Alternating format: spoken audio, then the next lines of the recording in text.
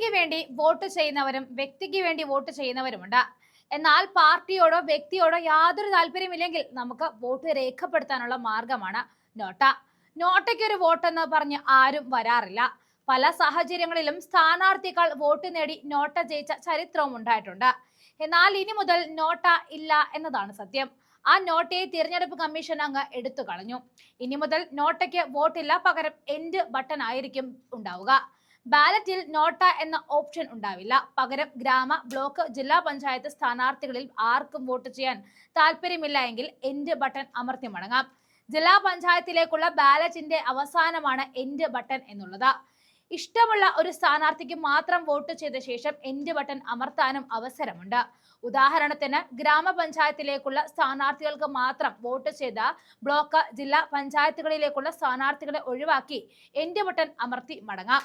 Voter end button അമർത്തിയില്ലെങ്കിൽ polling ഉദ്യോഗസ്ഥൻ button അമർത്തി യന്ത്രം സജ്ജീകരിക്കണം. എന്നാൽ മുനിസിപ്പാലിറ്റി ആയാലും കോർപ്പറേഷനിലും ബാലറ്റ് എൻഡ് ബട്ടൺ ഇല്ല. പഞ്ചായത്തി രാജ് മുനിസിപ്പാലിറ്റി നിയമപ്രകാരമാണ് സംസ്ഥാന തെരഞ്ഞെടുപ്പ് കമ്മീഷൻ തദ്ദേശ സ്ഥാപനങ്ങളിലേക്കുള്ള തിരഞ്ഞെടുപ്പ് നടത്തുന്നത്. നോട്ട ഉൾപ്പെടുത്തണമെങ്കിൽ നിയമങ്ങളും അവയുടെ ചട്ടങ്ങളും ഭേദഗതി ചെയ്യണം. വോട്ടിംഗ് യന്ത്രത്തിൽ നോട്ട ഉൾപ്പെടുത്താൻ 2013 സുപ്രീം കോടതിയാണ് ഉത്തരവിട്ടത്. ഇത് കേന്ദ്ര തിരഞ്ഞെടുപ്പ് കമ്മീഷൻ അംഗീകരിക്കുകയായിരുന്നു. 2014 ലോക്സഭാ തെരഞ്ഞെടുപ്പിലാണ് കേരളത്തിൽ ആദ്യമായിട്ട് നോട്ട വന്നത്. 2,10,563 പേരാണ് അന്ന് നോട്ടയ്ക്ക് വോട്ട് ചെയ്തത്. India, Greece, America, Ukraine, Spain തുടങ്ങിയ ചില രാജ്യങ്ങളിലും ഈ സംവിധാനം നിലവിലുണ്ട്. ഒരു സ്ഥാനാർത്ഥിയോടും താല്പര്യമില്ലാത്ത വോട്ടർമാർക്ക് വിയോജിപ്പ് പ്രകടിപ്പിക്കാനുള്ള ഓപ്ഷനാണ് NOTA. None of the above എന്നതിന്റെ ചുരുക്കപ്പേരാണ് നോട്ട. ലോക്സഭാ, നിയമസഭാ തെരഞ്ഞെടുപ്പിൽ ബാലറ്റിൽ സ്ഥാനാർത്ഥികൾക്കൊപ്പം നോട്ടയുമുണ്ട്. എന്നാൽ തദ്ദേശ തെരഞ്ഞെടുപ്പിൽ നോട്ട ബൂത്തിനപ്പുറത്താണ്.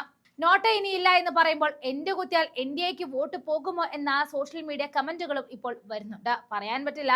എന്ത് തരം കളി കളിച്ചാലും ഭരണം പിടിക്കാമെന്ന് നോക്കി നടക്കുകയാണ് BJP. ഇനി ഇതിന് ഏതാനും മാസങ്ങൾക്ക് മുൻപ് നോട്ടയുടെ നിയമസാധ്യത ചോദ്യം ചെയ്തുകൊണ്ട് സുപ്രീം കോടതിയും എത്തിയിരുന്നു. എതിരാളികളില്ലാതെ ഒരാൾ മാത്രം പത്രിക നൽകുകയും വിജയിക്കുകയും ചെയ്യുന്ന സാഹചര്യത്തിൽ നോട്ട വോട്ടുകൾ പരിഗണിക്കണോ എന്നാണ് ആലോചന. വോട്ടർമാർ പ്രത്യക്ഷമായി പ്രകടിപ്പിക്കാത്ത ജനവിധി പാലിക്കപ്പെടണം. ഒരു സ്ഥാനാർത്ഥി മാത്രമുള്ളൂവെങ്കിൽ അദ്ദേഹത്തോട് താല്പര്യമില്ലാത്തവർക്ക് വോട്ട് ചെയ്യണമല്ലോ. അതിനാൽ തന്നെ ഇത് വളരെ പ്രധാനപ്പെട്ടതാണ് എന്ന് കരുതുന്നു എന്നാണ് ജസ്റ്റിസുമാരായ സൂര്യകാന്ത്, ഉജ്ജൽ ഭുയാൻ, N കോടീശ്വർ സിംഗ് എന്നിവരുൾപ്പെട്ട സുപ്രീം കോടതി ഡിവിഷൻ ബെഞ്ച് അന്ന് നിരീക്ഷിച്ചത്. സർക്കാർ ഇതര സംഘടനയായ വിധി സെന്റർ ഫോർ ലീഗൽ പോളിസിയുടെയും അസോസിയേഷൻ ഫോർ ഡെമോക്രാറ്റിക് റിഫോംസിന്റെയും ഹർജികൾ പരിഗണിച്ചപ്പോഴാണ് സുപ്രീം കോടതി ഈ വിലയിരുത്തൽ നടത്തിയത്. എതിരാളികളില്ലാതെ ഏകപക്ഷീയമായ സ്ഥാനാർത്ഥികൾ വിജയിക്കുന്നത് representation of people's act section 53 ലംഘനമാണ് എന്നാണ് ഇരു സംഘടനകളും ഹർജിയിൽ ചൂണ്ടിക്കാട്ടിയത്. ഒരു സ്ഥാനാർത്ഥി മാത്രമുള്ള സന്ദർഭങ്ങളിൽ വോട്ടെടുപ്പിന് നോട്ടയുടെ സാധ്യത പരിഗണിക്കണം എന്നാണ് ഹർജിയിൽ ആവശ്യപ്പെട്ടിരുന്നത്.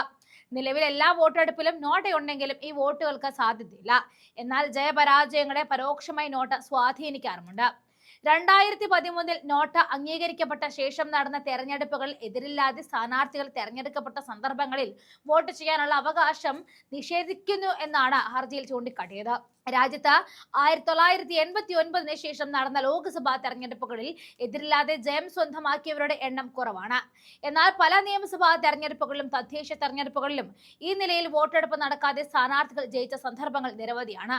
ഇതുമായി ബന്ധപ്പെട്ടായിരുന്നു സുപ്രീം കോടതിയുടെ വാദം കേട്ടത്. ഒരൊറ്റ സ്ഥാനാർത്ഥി മാത്രമുള്ള സന്ദർഭത്തിൽ ഭൂരിഭാഗം ജനം നോട്ടയ്ക്കാണ് വോട്ട് ചെയ്യുന്നതെങ്കിൽ സ്ഥാനാർത്ഥിക്കെതിരാണ് ജനമെന്ന് അതിൽ നിന്നും വ്യക്തമാണെന്നും ജസ്റ്റിസ് സൂര്യകാന്ത് അന്ന് ചൂണ്ടിക്കാണിച്ചിരുന്നു. എന്നാൽ കേന്ദ്ര സർക്കാരും തെരഞ്ഞെടുപ്പ് കമ്മീഷനും ഇതിനെ അനുകൂലിച്ചിരുന്നില്ല. ജനങ്ങൾക്ക് കടുത്ത അതൃപ്തിയാണെങ്കിൽ അവർക്ക് സ്വന്തം നിലയ്ക്ക് സ്ഥാനാർത്ഥികളെ നിർത്താവുന്നതല്ലേ എന്നായിരുന്നു മറുചോദ്യം. ഈ കേസിൽ നവംബറിൽ വാദം കേൾക്കാനാണ് മാറ്റിവെച്ചിരുന്നത്. കേന്ദ്ര സർക്കാർ സമർപ്പിച്ച സത്യവാങ്മൂലത്തിലെ വിശദാംശങ്ങൾ പുറത്തു വന്നിട്ടില്ല. എങ്കിലും വോട്ട് ചെയ്യാനുള്ള അവകാശവും വോട്ട് ചെയ്യാനുള്ള സ്വാതന്ത്ര്യവും തമ്മിൽ വ്യത്യാസമുണ്ട് എന്ന് കേന്ദ്ര സർക്കാർ അന്ന് വാദിച്ചിരുന്നു. RP ആക്ടിലെ സെക്ഷൻ 53 റൂൾ 11 ലംഘനമാകും ഇതെന്നും കേന്ദ്രം ചൂണ്ടിക്കാണിച്ചിരുന്നു. ഇനി പോകെ നോട്ടയെ ഇല്ലാതാക്കുമോ എന്നുള്ളതാണ് ഇനി അറിയാനുള്ളത്.